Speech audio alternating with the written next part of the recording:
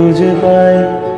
আমি বাংলায় দেখি স্বপ্ন, আমি বাংলায় বাঁধি সুর, আমি Hey, what's up guys, welcome to my new and another fresh video. আজকে ভিডিও টাইটেল থাম্বনেল আর ইন্ট্রো পার্ট থেকে বুঝে গেছো, আজ চলে আসলাম চালতা বাগান।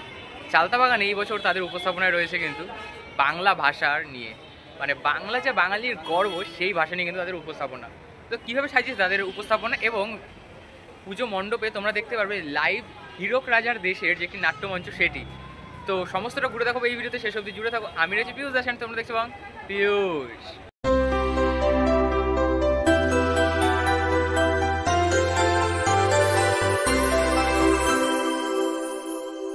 মুহূর্তে চলে আসলাম চালতা বাগান সার্বজনীনের পুজো প্রাঙ্গণে, আর এই বছর কিন্তু তাদের উপস্থাপনায় রয়েছে আমি বাংলায় কথা বলছি। এক কথায় বলা যায় বাঙালির বাংলা ভাষা নিয়ে কিন্তু তাদের উপস্থাপনাটি। আর দেখতে পাচ্ছ এইখানে প্রবেশ করতেই তোমরা কিন্তু সরাসরি যেতে পারবে, মানে এখানে দেখতে পারবে, দেখো এই দেখো ইটের মাধ্যমে কিন্তু ফুটিয়ে তোলা হয়েছে যে বাংলা ভাষার সেই চিত্র। আর খুব অপরূপ কিন্তু পুরো পুজো মণ্ডপ সেটা। আর এখানে দেখতে পাচ্ছ, আর এইখানে টোটাল যে বলা যায় বাংলা ভাষার যে ইতিহাস সেটা কিন্তু তোমরা এখানে দেখতে পাবে। বাংলা ভাষার যে প্রাচীন ভাগগুলো ছিল, ইন্দো ইরানীয়, দরদীয়, ইরানীয় আর্য, প্রাচীন ভারতীয় আর্য, কথ্যরূপ, সাহিত্যিক রূপ, মানে একটা ভাষার যে মানে বাংলা ভাষার জন্ম সেইটা কিন্তু এখানে তোমরা দেখতে পাবে। দেখো এই যে একটি কিন্তু এখানে কিন্তু আমাদের ভারতবর্ষের যে একটি মানচিত্র সেটাও কিন্তু এখানে ফুটিয়ে তোলা হয়েছে। আর বাংলার এই যে আমাদের পশ্চিমবঙ্গ সেটা কিন্তু এখানে খুব সুন্দরভাবে কিন্তু হাইলাইট করা হচ্ছে। আর খুবই দুর্দান্ত, ওপরে কিন্তু এরকম দেখতে পাচ্ছি সাদা কাপড়ে কিন্তু বাংলার যে অক্ষর সেগুলো কিন্তু ফুটিয়ে তোলা হয়েছে। আশা করি বুঝতে পারছো কীভাবে সেজে উঠেছে এই পুজো মণ্ডপটি সম্পূর্ণ। প্রাচীন যুগে 900 থেকে 1200 খ্রিস্টাব্দ বলতে পারছো, মানে বাংলা ভাষার ইতিহাস কিন্তু এই পুজো মণ্ডপে তোমাদের জন্য অপেক্ষা করছে। যারা বাংলাকে ভালোবাসো তাদের কিন্তু এই পুজো মণ্ডপে আসতেই হবে। মধ্যযুগ দেখতে পাচ্ছ এবং আধুনিক যুগ, মানে পুরো বাংলা ভাষার যে সমস্তটা সেটা কিন্তু এখানে কিন্তু তোমরা দেখতে পাবে। দেখো এখানে কিন্তু খুব সুন্দর কিন্তু ছোটো ছোটো পেন্টিংও করা হয়েছে। ঈশ্বরচন্দ্র বিদ্যাসাগর রয়েছেন, রাজা রামমোহন রায় রয়েছেন এবং মাইকেল মধুসূদন দত্ত, যাদের অবদান কিন্তু বাংলা ভাষায় অনস্বীকার্য। আর সমস্তটাকে নিয়ে কিন্তু এই চালতা বাগান সার্বজনীন 2025-এ তাদের যে উপস্থাপনা সেটা কিন্তু ফুটিয়ে তুলেছে। এইখানে কিন্তু সম্পূর্ণটা কিন্তু খুব সুন্দরভাবে কিন্তু বাংলা ভাষার ইতিহাস কিন্তু ফুটিয়ে তোলা হয়েছে। আর একদম ওপরে দেখতে পাবে লেখা রয়েছে 21শে ফেব্রুয়ারি আন্তর্জাতিক মাতৃভাষা দিবস। আশা করি দিনটি মনে আছে প্রত্যেকেরই। আর এইখানে লেখা রয়েছে আমার ভাইয়ের রক্তে রাঙানো 21শে ফেব্রুয়ারি আমি কি ভুলতে পারি। আশা করি তোমাদের সেই বাংলা ভাষার ইতিহাস, বাংলা ভাষার জন্য যে 5 ভাই প্রাণ দিয়েছিলেন সেই কথা কিন্তু এখানে ফুটিয়ে তোলা হয়েছে। সেই 5 ভাইয়েরই কিন্তু একটি প্রতিকৃতি এইখানে ফুটে উঠেছে। এবার যদি আমরা একটু একদম ভেতরে প্রবেশ করে যাই তাহলে কিন্তু দেখতে পাবে এখানে কিন্তু খুব সুন্দর কিন্তু এদের পুজো মণ্ডপ। আর একটি কিন্তু জ্যান্ত প্রদর্শনী কিন্তু ওখানে হচ্ছে, সেটা তোমাদেরকে দেখাবো। এখানে বন্দে মাতরম যে গানটি রয়েছে সেটা কিন্তু এখানে খুব সুন্দরভাবে কিন্তু ফুটিয়ে তোলা হয়েছে তাদের পুজো মণ্ডপে।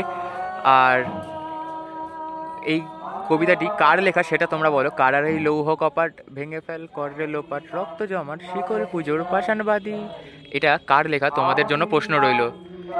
আর দেখো খুব সুন্দর কিন্তু টোটাল যে জায়গা সেটা কিন্তু সাজিয়ে তোলা। আর এখানে কিন্তু দেখো লোহা স্ট্রাকচার সাহায্যে কিন্তু লেখা রয়েছে সহজ পাঠ, যেই বই পড়ে আমাদের বাংলা ভাষার পরিচিতি অর্জন করা, বাংলা শেখা, সেই বইয়ের নাম কিন্তু এখানে খোদাই করা। আর বাংলা নিয়ে থিম, বাংলার বই থাকবে না, বাংলা হাতে খড়ির বই যেটাকে বলে, এটা তো হয় না। আর খুব সুন্দর কিন্তু এখানে কিন্তু একটি জিনিস কিন্তু ফুটিয়ে তোলা হয়েছে, যারা তোমরা একটু শান্তভাবে দেখলে কিন্তু এটা খুব সুন্দরভাবে বুঝতে পারবে এখানে যে শিল্পী রয়েছেন তিনি কি ফুটাতে চেয়েছেন। আর যদি একটু এগিয়ে যায় তাহলে তোমরা দেখতে পাবে এরকমটা কিন্তু খুব সুন্দরভাবে কিন্তু ফোটানো। এবং এখানে কিন্তু আমাদের দুজনের যে আমাদের বাঙালির যে গর্ব দেখতে পাচ্ছ, রবীন্দ্রনাথ ঠাকুর এবং নন্দলাল বসু, তাদের দুজনের কিন্তু একটি প্রতিকৃতি এখানে রাখা এবং খুব সুন্দর কিন্তু এখানে কিন্তু ফুটিয়ে তোলা হয়েছে। আর এত সুন্দর একটা ব্যাকগ্রাউন্ড মিউজিক, জাস্ট বলতে হবে যে গায়ে কিন্তু শিহরণ দিয়ে উঠছে আমার। মানে তোমরা যখন আসবে তোমাদেরও কিন্তু যে গুজবাম্প সেটা কিন্তু এখানে ফিল করতেই হবে। খুব সুন্দরভাবে কিন্তু এখানে কিন্তু ফুটিয়ে তোলা সম্পূর্ণটা। আর এরপরে দেখো মানুষ কিন্তু নিজেরা কিন্তু রয়েছেন, তাদের যে গান সেটা কিন্তু এখানে এক কথায় বলা যায় ফুটিয়ে তোলা হচ্ছে। আর অপরূপ কিন্তু লাগছে।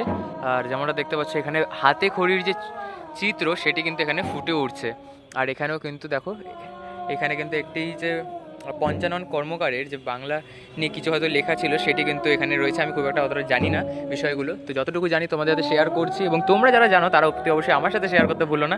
আর একদম একদম ছোটোবেলায় যেটা শিখেছিলাম, ছোটো খোকা বলে শেখে নিশে কথা কওয়া, সেই চিত্র কিন্তু এখানে রয়েছে এবং খুব সুন্দর। কিন্তু একদম ভেতরে প্রবেশ করলে দেখতে পাবে এই যে গানটি বা এই যে ব্যাকগ্রাউন্ড মিউজিকটি, সেটি কিন্তু এখানে কিন্তু এই দাদারা এবং দিদিরা কিন্তু নিজেরা কিন্তু এটাই পরিবেশন করছেন।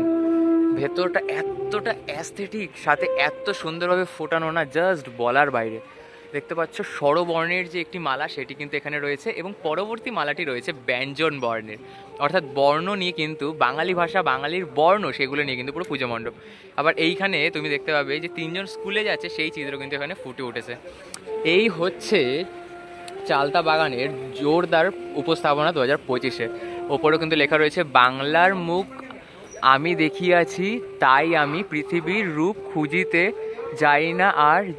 আর এটা কার লেখা? জীবনানন্দ দাশের একটি বাণী কিন্তু এখানে কিন্তু ফুটিয়ে তোলা হয়েছে। জাস্ট দুর্দান্ত কিন্তু যাকে বলে। আর এখানে দেখতে পাচ্ছি আমরা, যে তোমাদেরকে একটু দেখাই, এইখানে খুব সুন্দর দেখো, জাস্ট মানে মাইন্ড ব্লোয়িং কিন্তু মাতৃ প্রতিমাটি, এত সুন্দর মাতৃ প্রতিমা, সেটা কিন্তু বলতে হবে। আর চালতা বাগান কিন্তু তাদের যে উপস্থাপনা, তার মাধ্যমে কিন্তু সকলের কিন্তু মন সেটা কিন্তু কেড়ে নিয়েছে। দেখতে পাচ্ছ মায়ের যে একটি শান্ত মুখ, সেটা কিন্তু তোমরা এখানে দেখতে পাবে। এবং এইখানে মায়ের যে সন্তানরা, তাদেররা কিন্তু মায়ের মুখ চেয়ে কিন্তু বসে আছেন এবং দাঁড়িয়ে আছেন অনবদ্য। এই পুজো মণ্ডপে মা দুর্গা কিন্তু অসুরকে হত্যা করছেন না, অসুরকে বরং শিক্ষা দিচ্ছে, সেটাই কিন্তু এখানে ফুটে উঠছে। এমন একটি পুজো মণ্ডপ যেখানে দশভুজা মা উমা অসুরকে হত্যা না করে অসুরকে শিক্ষা দিচ্ছেন, সেটা কিন্তু ফুটিয়ে তোলা হয়েছে। আর ওপরে দেখতে পাচ্ছ মা লেখা রয়েছে, আমাদের সকলের প্রিয় ভাষা বাংলা। আর এখানে দেখো এই দাদাদের কিন্তু গান কিন্তু সম্পূর্ণটা কিন্তু আমাদের গোসবাম, তার সেটা কিন্তু এই দাদাদের কিন্তু উপস্থাপনা। আর এখানে দেখতে পাচ্ছ খুব সুন্দর কিন্তু ইউনেস্কোর যে হেরিটেজ পেয়েছে আমাদের বাংলা এই দুর্গা উৎসব, সেটা কিন্তু এখানে কিন্তু ফুটিয়ে তোলা হয়েছে। দেখতে পাচ্ছ খুব সুন্দরভাবে কিন্তু ফোটানো হয়েছে। এবং এইখানেও আরও যে রবীন্দ্রনাথ ঠাকুরের লেখা যে নানান বই, যেমন সোনার তরী, খেয়া, প্রান্তিক, রাজা ও রানী, কথা ও কাহিনী, অনুবাদ চর্চা, এরকম নানান রকমের বই কিন্তু এখানে ফুটে উঠেছে। এবং এইখানেও কিন্তু খুব সুন্দরভাবে কিন্তু যে উপস্থাপনা, সেটা কিন্তু ফোটানো হয়েছে। আশা করি বুঝতে পারছো কীভাবে এদের যে পুরো পুজো মণ্ডপ সেটা সেজে উঠেছে এই চালতা বাগান সার্বজনীনের পুজো মণ্ডপে। আমরা আজকে খোলা হাওয়ায় কথা বলবো, শুধু শুধু বাংলায়, গলা ছেড়ে ভালোবেসে।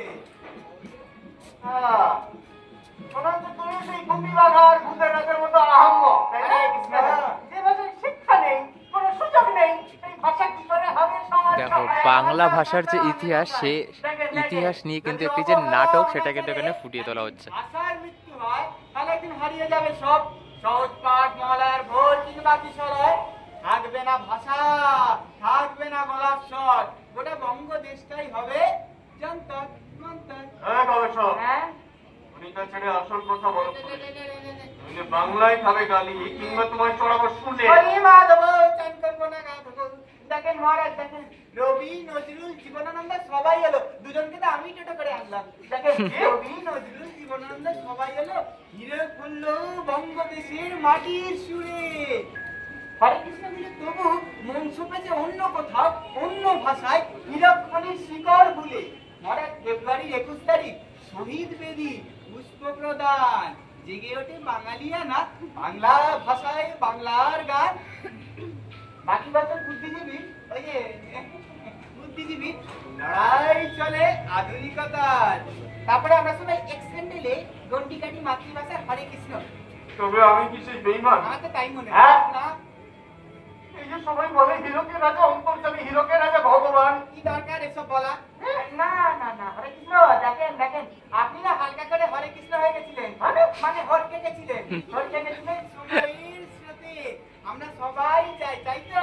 ওই দেখুন দুটো দিদি হ্যাঁ বলেছে, আমরা সবাই চাই বাংলার আলোটা আবার ফিরে আসুন আপনার হাতে, আমাদের চালতা বাগান, আমাদের ভূভারতে। বলছো? সবাই ঘোষণা করি, হ্যাঁ বাংলা ভাষাই হবে হীরক রাজ্যের পাঠ্য, হরে কৃষ্ণ, গানে লেখায় কথা বলা। খুশি হরে কৃষ্ণ, খুশি। এই সবাই মিলে বলো যারা যারা হাতে ধরেছে কি কি কি কি কি জয় হোক দিলীপ রাজার, জয় হোক বাংলা ভাষার, জয় হোক দিলীপ রাজার, জয় হোক বাংলা ভাষার। কই এই গানের দল বসে বসে পয়সা কিনছে, গানটা ধরো।